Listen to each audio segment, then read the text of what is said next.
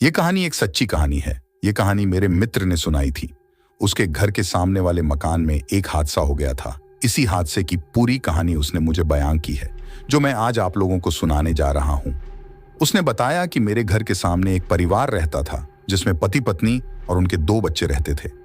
वह सभी बड़े ही खुश रहा करते थे, लेकिन अचानक से पता नहीं उनको किसकी नजर लग गई, जिसकी वजह से सब कुछ तहस नहस हो गया।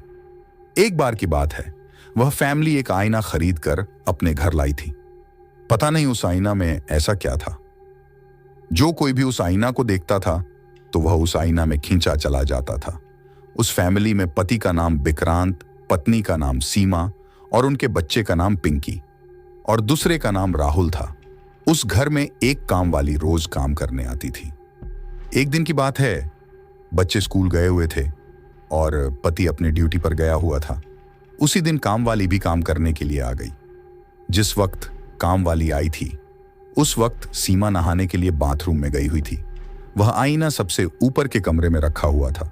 जैसे ही काम वाली ने प्रवेश किया तो उसने एक आवाज सुनी।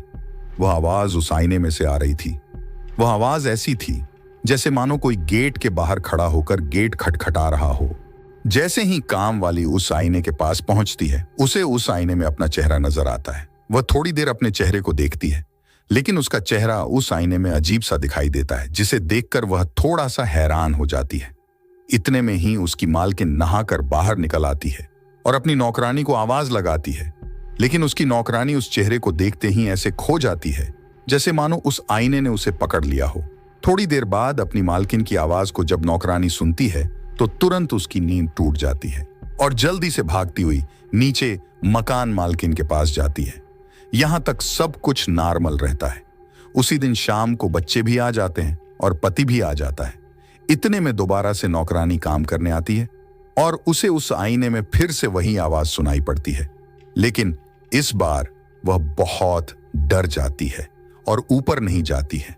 वह अपनी मालकिन को बताना चाहती है कि इस आईने में कुछ तो गड़बड़ है, लेकिन सबके सामने वह बता नहीं पाती है और फिर वो अकेले उस आईने के सामने चली जाती है। लेकिन इस बार जैसे ही वह उस आईने के सामने खड़ी होती है, आईने वाला चेहरा एक चाकू उठाता है और अपने गर्दन पर चलाने लगता है और इधर असली वाली नौकरानी भी बिल्कुल वैसा ही करती है जैसे आईने के अंदर वाला चेहरा करती है।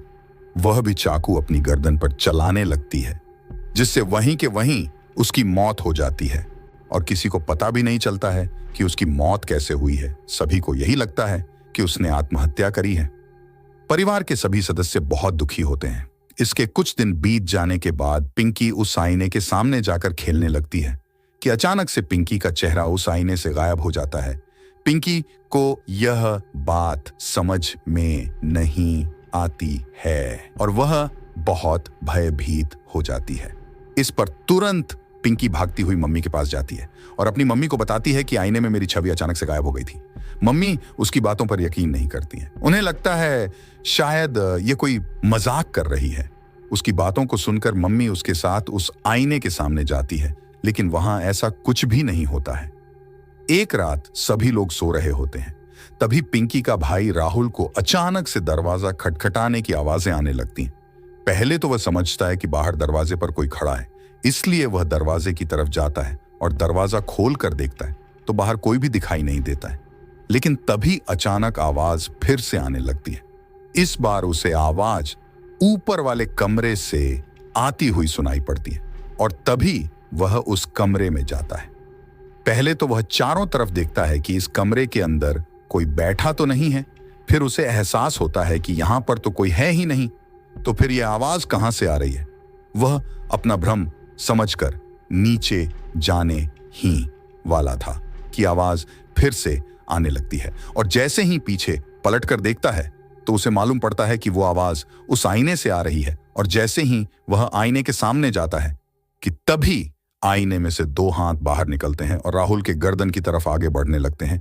इतने में ही राहुल की आंखें खुल जाती हैं और मम्मी मम्मी चिल्लाता हुआ जाग जाता है। दोस्तों, यह सब उसका सपना था और यह सब उसे अपने सपने में दिखाई दे रहा था। तो दोस्तों, ये कहानी आपको कैसी लगी प्लीज कमेंट करके जरूर बताएं और चैनल को भी सब्सक्राइब कर लें। धन्यवाद।